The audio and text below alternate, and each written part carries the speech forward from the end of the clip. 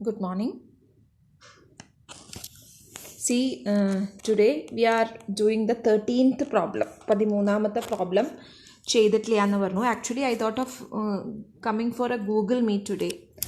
Why it is that the views are getting less for the videos.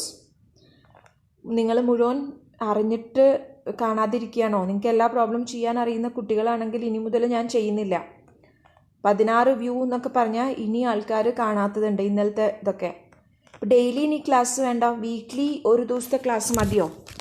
Weekly ഒരു 3 മണിക്കൂർ class എടുത്താൽ അത് മതിയിച്ചാൽ അങ്ങനത്തെ വീഡിയോ ഇടണമെങ്കിൽ ഇടാം. ഡെയിലി ക്ലാസ്സിൻ്റെ ആവശ്യമില്ലല്ലോ. നിങ്ങൾ ആഴ്ചയിൽ ഒരു ദിവസം കാണുന്നുള്ളൂ വെച്ചാൽ ഡെയിലി ക്ലാസ്സിൻ്റെ ആവശ്യമില്ല എന്നാണ് എനിക്ക് തോന്നുന്നത്. സോ ഇത് സമ്മതിക്കില്ല കേട്ടോ. ഞാൻ MCOM കുട്ടികൾ MCOM ക്ലാസ്സുകൾ ഡെയിലി വാച്ച് ചെയ്യണം. ഡിഗ്രി കുട്ടികളോട് പറയണ പോലെയല്ല. പ്രത്യേകിച്ചും എൻ്റെ പേപ്പർ എന്നും കണ്ടേ പറ്റൂ, ഇല്ലെങ്കിൽ ഞാൻ ക്ലാസ് നിർത്തും. ആഴ്ചയിൽ ഒരു ദിവസത്തെ ക്ലാസ് അങ്ങോട്ട് ഇടും. മനസ്സിലായോ?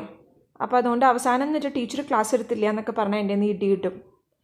അപ്പോൾ അതുകൊണ്ട് എല്ലാവരോടും ഞാൻ പറയാം, അഞ്ജന, എനിക്ക് ആരൊക്കെ കാണാത്തതെന്നൊന്നും അറിയില്ല. എല്ലാ ആൾക്കാരും, രേണു, അങ്കിത അല്ല, ജനനി, സ്വപ്ന, പിന്നെ നമ്മുടെ ആ മടിച്ചി കുട്ടികളൊക്കെ കാണണ്ട. എനിക്ക് എല്ലാവരുടെയും ഫേസൊക്കെ ഓർമ്മ വരുന്നുണ്ട്, പക്ഷെ പേരൊന്നും അങ്ങനെ മുഴുവനും ഓർമ്മ വരാത്തത് കൊണ്ടാണ്. സോ പ്രോബ്ലം ചെയ്യണതിൻ്റെ മുന്നേ I am telling you, please follow the classes daily കേട്ടോ. ഡെയിലി എന്നുള്ള സിസ്റ്റം വിട്ടുപോവല്ലേ. ഓൺലൈൻ ടീച്ചിങ് ഇഫക്റ്റീവ് ആവില്ല. ഓൺലി 15 minutes അല്ലേ ഉള്ളൂ. സ്കൂളിലെ കുട്ടികൾ right from morning 6:30 till 1:30 my son is attending online classes. 1 മണിക്കൂർ വെച്ചിട്ട് അവേഴ്സ്, 5 മണിക്കൂറാണ് ക്ലാസ്. ഇടയിൽ 15 minutes 20 minutes ബ്രേക്ക് ഉണ്ടാവും. 1 മണിക്കൂർ ക്ലാസ് അവർ അറ്റൻഡ് ചെയ്യണത്. നിങ്ങളോ? നമ്മൾ PGക്ക് എത്തിയിട്ട് 20 minute 25 minute ഒരു സബ്ജക്റ്റ് അല്ലേ, മാക്സിമം 15 minute. നിങ്ങൾക്ക് അത്രേ ബ്രൗസ് ചെയ്യാൻ പറ്റുള്ളൂ. ശരിയാണ്, ബുദ്ധിമുട്ടുണ്ടാവും. ഇവിടെയൊക്കെ ബുദ്ധിമുട്ടുകളുണ്ട്. ഇപ്പോൾ 1 മണിക്കൂർ ഇരുന്നിട്ട് എൻ്റെ മോനൊക്കെ പഠിച്ചിട്ടല്ല, ചിലപ്പോൾ ഒന്നും ശ്രദ്ധിക്കുന്നുണ്ടാവില്ല. അതിൻ്റേതായിട്ടുള്ള ഡിസഡ്വാൻറ്റേജുകൾ ഒരുപാടുണ്ട്. പക്ഷെ അവർക്ക് ബ്രീത്ത് ചെയ്യാൻ പോലും സമയമില്ല. നമുക്കിഷ്ടം പോലെ സമയം കിട്ടുന്ന ഒരു ടൈമാണ്. ഡൂ സം കോഴ്സസ്, പ്രൊഡക്റ്റീവായിട്ടുള്ള എന്തെങ്കിലും ചെയ്യുക. എന്തെങ്കിലും പൈസ കിട്ടുന്ന എന്തെങ്കിലും കാര്യത്തെക്കുറിച്ച് ചിന്തിച്ചു തുടങ്ങാൻ. Start thinking clear. Or at least start a channel, ഒരു യൂട്യൂബ് ചാനലൊക്കെ സ്റ്റാർട്ട് ചെയ്തിട്ട് എന്തെങ്കിലുമൊക്കെ do something by your own. വല്ല ബേക്കിങ്ങോ കുക്കിങ്ങോ നമുക്ക് ഇഷ്ടമുള്ള എന്തെങ്കിലുമൊക്കെ പണികൾ ചെയ്യുക. Because skills are needed to live, dear students. നമുക്കൊന്നുമില്ലെങ്കിൽ നമ്മൾക്ക് വീട്ടിൽ കുറച്ച് ഭക്ഷണം ഉണ്ടാക്കാൻ അറിയണത് ഒരു സ്കിൽ തന്നെയാണ്. ക്ലിയർ? അല്ലെങ്കിൽ നമ്മൾ വീട്ടിലൊരു ഫെയിലിയറാണ്. എല്ലാം അറിഞ്ഞിട്ട് ഇത് അറിയാതിരിക്കരുത്. അപ്പോൾ ഭക്ഷണം ഉണ്ടാക്കാനോ എന്തെങ്കിലും പ്രത്യേകമായിട്ടുള്ള വെറൈറ്റീസോ പ്ലാൻ സംതിങ് ആൻഡ് ഡു. അപ്പോൾ അതൊക്കെ ഒരു ഇൻട്രസ്റ്റിംഗ് ആവും. എന്നും എന്തെങ്കിലും ചെയ്യാൻ, വീട്ടിലാരെങ്കിലും ഹെൽപ്പ് ചെയ്യാനോ, അല്ലെങ്കിൽ ഒരു കാര്യം ചെയ്യുക, കുറച്ച് പച്ചക്കറി ഉണ്ടാക്കുക വീട്ടിൽ. നമുക്കിതൊക്കെ റീ ഓപ്പണിംഗ് ആയി വരുമ്പോൾ വെനസ്ഡേ ബസാർ സ്റ്റാർട്ട് ചെയ്യാം. ഐ അഷ്യൂർ യു, വെനസ്ഡേ ബസാർ സ്റ്റാർട്ട് ചെയ്താൽ പൈസ കിട്ടും ഇല്ലേ? നിങ്ങളൊക്കെ പച്ചക്കറി കൊണ്ടുവന്ന പൈസ കിട്ടും. അപ്പോൾ എന്തായാലും വീട്ടിലുണ്ടാക്കുന്ന പച്ചക്കറിയല്ലേ. അങ്ങനെ ഒരു പ്ലാൻ ചെയ്ത് നോക്ക്. കുറച്ച് നന്നായിട്ട്, നല്ല ലാർജ് സ്കെയിലൊന്നും വേണ്ടെങ്കിലും കുറച്ച് അത്യാവശ്യം വീട്ടിലുള്ളവർക്ക് കഴിഞ്ഞൂടെ. നിങ്ങൾ കൃഷി ചെയ്യുമ്പോൾ ജൈവമായിട്ടാണ് കൃഷി ചെയ്യുക. അപ്പോൾ അങ്ങനത്തെയൊക്കെ മെത്തേഡ്സ് യു തിങ്ക്. ഇത്രയും ഒരു ബിഗ് ഇൻട്രൊഡക്ഷൻ ഇന്ന് തരാൻ കാരണം തന്നെ നിങ്ങളുടെ ഈ ഒരു വെക്കേഷൻ വേസ്റ്റായി പോകരുത്. ഓക്കെ കുറേ കാലമായില്ലേ സംസാരിച്ചിട്ട്. Eager to talk with you people. അപ്പോൾ നമുക്കൊരു ഗൂഗിൾ മീറ്റ് പെട്ടെന്ന് തന്നെ അറേഞ്ച് ചെയ്യണം. Any days I want to talk with you, I want to see you people കേട്ടോ. And before moving to the next chapter I need to see you in person. കണ്ടിട്ട് സംസാരിക്കണം എന്നുണ്ട്, അതുകൊണ്ടാണ്. Okay so arrange by any meets. ചിലപ്പോൾ Arun sir വഴി arrange ചെയ്താലും മതി, അല്ലെങ്കിൽ ഇൻഡിവിജ്വലി FM വേണ്ടിയിട്ട് മാത്രം നമുക്ക് അറേഞ്ച് ചെയ്യാം. എങ്ങനെ വേണമെങ്കിലും ആവാം. കുറേ കാര്യങ്ങൾ നിങ്ങളോട് പറയാനുണ്ട്. So let us move to the problem today. Right, 13th question ആണ്. Take down that exercise part. See your question എഴുതിയിരിക്കും ആദ്യം കേട്ടോ. ക്വസ്റ്റ്യൻ ക്ലിയർ അല്ലെങ്കിലും കുഴപ്പമില്ല. I have given you the question beforehand. Go to that link and find out. Right. So the balance sheet of X Limited as on 31/3/2005 is as follows. Equity capital ഒരു balance ഷീറ്റാണ് തന്നിട്ടുള്ളത്. Asset സൈഡും liability സൈഡും ഉണ്ട്. Question ചോദിച്ചിട്ടുള്ളത് നോക്കൂ, companies total asset turn over ratio is 3. Total asset turn over ratio is 3. 3 asset turn over ratio. Asset turn over ratio 3 എന്ന് പറയുമ്പോൾ what does that mean? What is the formula? First question what I have to ask is that what is the formula to calculate asset turnover ratio? Asset turnover ratio. Ratios പഠിച്ചതല്ലേ? Do you remember students? What is the formula to calculate the asset turnover ratio?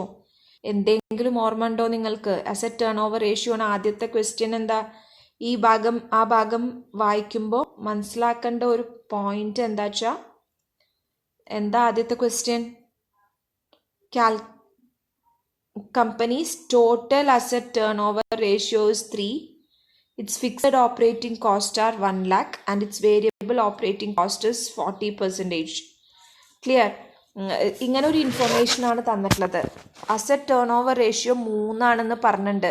പക്ഷെ asset turn over ratio calculate ചെയ്യണമെന്ന് നോക്കിയിട്ട് ചെയ്താൽ മതി. Calculate for the company all the 3 types of leverage. All the 3 types of leverage starts with operating leverage. Operating ലിവറേജിൽ start ചെയ്യണത് എന്താ?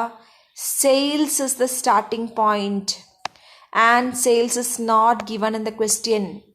Variable cost തന്നിട്ടുണ്ട് 40%. Fixed cost is given in the ratio but sales is not given. Clear? So to find out sale we need the help of asset turnover ratio. Clear? And what is the relationship of asset turnover ratio with that of, that's what I want to ask you, what is the relationship of asset turnover ratio with that of sales? സെയിൽസും asset turn over റേഷ്യോയും തമ്മിലുള്ള relationship എന്താണ്? അതാണ് പഠിക്കേണ്ട ഏറ്റവും crucial ആയിട്ടുള്ള point. Clear? Let me tell you. ഞാൻ പറയാം. അസറ്റ് ടേൺ ഓവർ റേഷ്യോ സെയിൽസും തമ്മിലുള്ള റിലേഷൻഷിപ്പാണ് ഞാൻ പറയാൻ പോണത്. അസറ്റ് ടേൺ ഓവർ റേഷ്യോ സെയിൽസും തമ്മിലുള്ള റിലേഷൻഷിപ്പാണ്. Clear? So that means asset turn sales divided by total assets. Clear? Asset turnover ratio means sales. What is the connection of sales with related to total assets? Clear? This is given as 3 here. So 3 എന്ന് പറഞ്ഞ ratio കിട്ടുന്നത് ഇത് രണ്ടും കൂടി divide ചെയ്യുമ്പോഴാണ്. Is it clear for you? And in the balance sheet ഇതിൽ എന്തൊക്കെ ഇൻഫർമേഷനാണ് തന്നിട്ടുള്ളത് നോക്കുക. ബാലൻസ് ഷീറ്റിൽ തന്നിട്ടുള്ള ഇൻഫർമേഷൻ വെച്ചിട്ട് നമ്മൾ ചെയ്യാച്ചാൽ total asset is given in the question. അസറ്റിൻ്റെ എമൗണ്ട് എത്രയാ? അസറ്റിൻ്റെ എമൗണ്ട് തന്നിട്ടുണ്ട്. ടോട്ടൽ അസറ്റ് എന്ന് പറഞ്ഞാൽ എന്താ? അസറ്റ് സൈഡിൻ്റെ ടോട്ടൽ കോളം നോക്കുക. Total asset. So sale is not given in the question. Total asset is given in the question as 2 lakh. 2 ലക്ഷമാണ് ടോട്ടൽ അസറ്റ് അല്ലേ?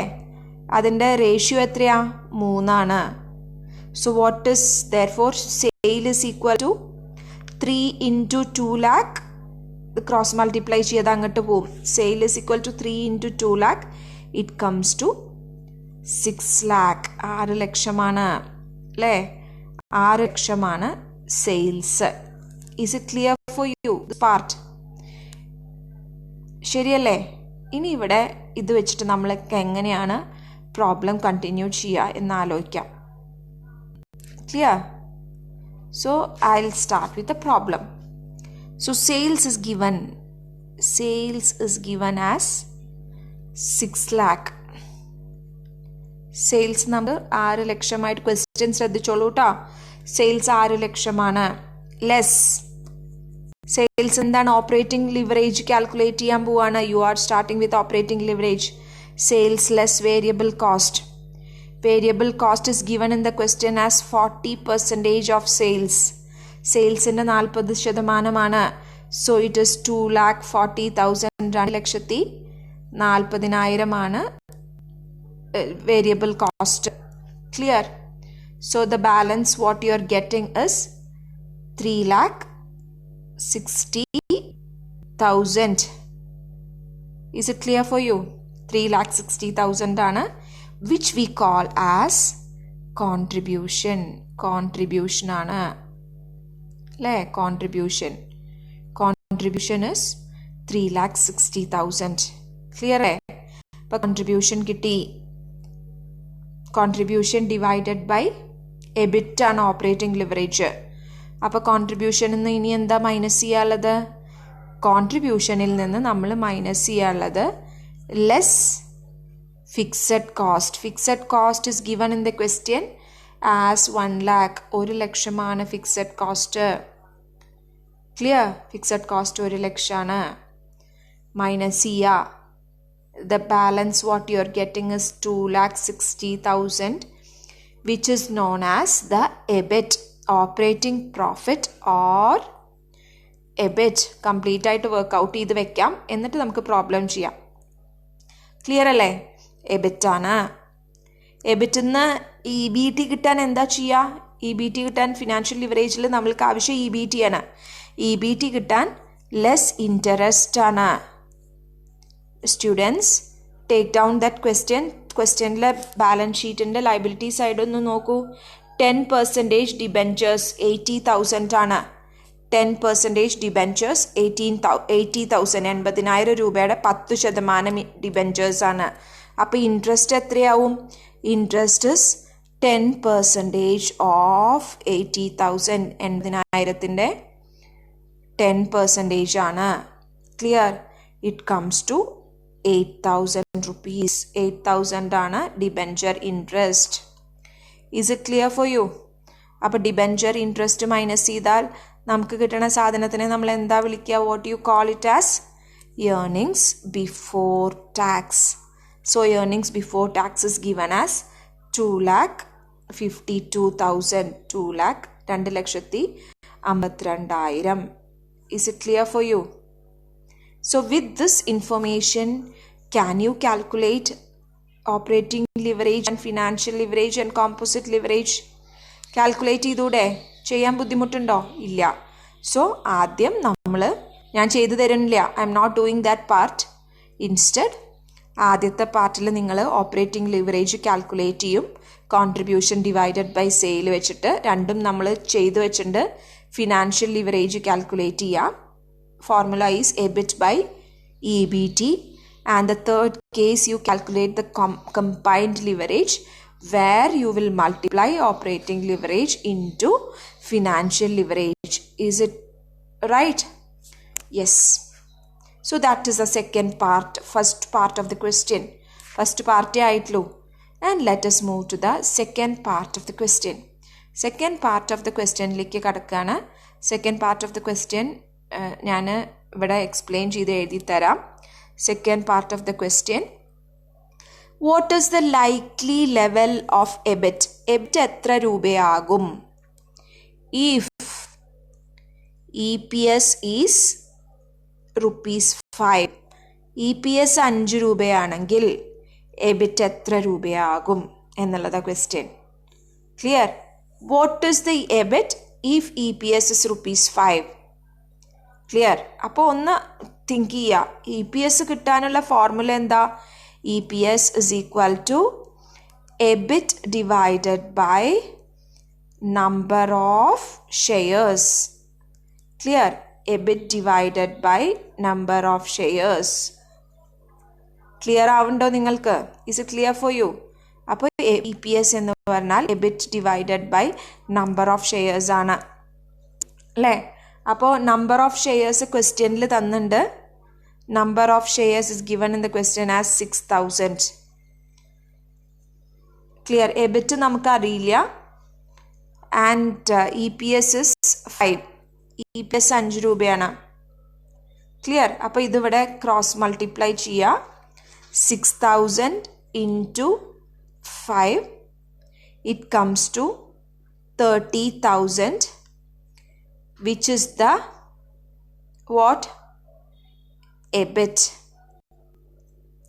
അപ്പോൾ ഒരു കാര്യം ആലോചിക്കണം. ഈ എബിറ്റിനെ നമ്മൾക്ക് എബിറ്റ് EBIT എന്ന് വിളിക്കാൻ പറ്റുമോ? EPS, this is the earnings. 30,000 നമുക്ക് കിട്ടിയത് എന്താ? This is the earnings available to equity shareholders ആണ്. കാരണം നമ്മൾ ഫോർമുല ചെയ്യുമ്പോൾ EBIT by number of shares അല്ല, earnings available to equity shareholders. Earnings available to equity shareholders ആണ് എത്രയാ നമുക്കിപ്പോൾ കിട്ടിയിട്ടില്ല 30,000. എബിറ്റ് അതാണോ? അല്ല, എബിറ്റ് അതിനേക്കാളും മുമ്പത്തെ സ്റ്റെപ്പിലേക്ക് പോകണം. എത്ര മുന്നോട്ട് പോകണം, ബാക്കിലോട്ട് പോകണം എന്ന് നിങ്ങൾ ചിന്തിച്ചു നോക്കൂ. ക്ലിയർ? അപ്പോൾ എബിറ്റ് നമുക്കിപ്പോൾ കിട്ടിയിട്ടുള്ളത് ആൻസറിൽ earnings available to equity shareholders ആണ് 30,000 രൂപ. പക്ഷേ എത്ര ബാക്കിലോട്ട് പോകണം? ഈ earnings available to equity share ഹോൾഡേഴ്സിന് കൂടെ ടാക്സ്, നമ്മൾ കുറച്ച് ടാക്സ്, ഇവിടെ പ്രിഫറൻസ് ഷെയർ ഹോൾഡേഴ്സ് ഇല്ല, അപ്പോൾ അതുകൊണ്ട് you are going back. Tax deduct ചെയ്ത ടാക്സ് കൂട്ടണം അല്ലേ? അപ്പോൾ ടാക്സിൻ്റെ മുമ്പിലത്തെ എമൗണ്ട്, ടാക്സിൻ്റെ മുന്നത്തെ എമൗണ്ട് കിട്ടണം നമ്മൾക്ക്. That means you should get EBT. And here the tax rate is not, it is given in the question as 50%. 50,000 tax rate. നമുക്ക് ഈ 30,000 50% കൊടുക്കണതിൻ്റെ മുന്നത്തെ എമൗണ്ടിലേക്ക് എത്തണം. So 30,000 into 100/50. കാരണം 50% കുറച്ചിട്ടല്ലേ 30,000 കിട്ടിയിട്ടുണ്ടാവുക. അപ്പോൾ ഒബ്വിയസ്ലി നിങ്ങൾക്ക് ആലോചിച്ചറിയാം, 30,000 കൂടെ 50% പറഞ്ഞാൽ ഈ 30,000 തന്നെ വീണ്ടും ആഡ് ചെയ്താൽ you will be getting the earnings before tax. The earnings before taxes എത്രയാ? 60,000. ഇത്ര മതിയോ? അല്ല. What should be added? ഇതിൻ്റെ കൂടെ എന്തും കൂടി ആഡ് ചെയ്യണം, ഒരു സാധനം കൂടി ഇതിൻ്റെ കൂടെ ആഡ് ചെയ്യണം. It is, what is that? It is the interest. Interest ആണ്. Interest of debentures. Interest of debentures എപ്പോഴും ഒരേ സംഭവമായിരിക്കും, ഒരേ പോയിന്റ് ആയിരിക്കും, ഒരു മാറ്റവും ഉണ്ടാവില്ല. സോ ഇൻട്രസ്റ്റ് എത്ര ശതമാനം? ഇൻട്രസ്റ്റ് 8%. And it is 8,000. നമ്മൾക്ക് അറിയാം 8,000 രൂപയാണ് interest on debentures. Clear? Is it clear for U? So interest on debentures is 8,000. So what is EBIT here? Add back that interest. You are adding that interest. Clear? അപ്പോൾ ആ ഒരു interest add back ചെയ്യാണ്. Interest add back ചെയ്താൽ നമുക്ക് കിട്ടുന്നത് എന്താ? You are getting the EBIT, which is, what is this amount? It is 68,000. So what is the answer what you have got here? ഇതെന്താ? ഇതിൻ്റെ എന്തിലേക്കുള്ള ആൻസറാണ്? If the EBIT is, if EPS is ₹5, if EPS is ₹5, EBIT is 68,000. EBIT 68,000 രൂപയാണ്. EPS 5 രൂപയാണെങ്കിൽ EBIT 68,000 രൂപയാണ്. Is it clear for you? Okay, take care. We'll see in the next class.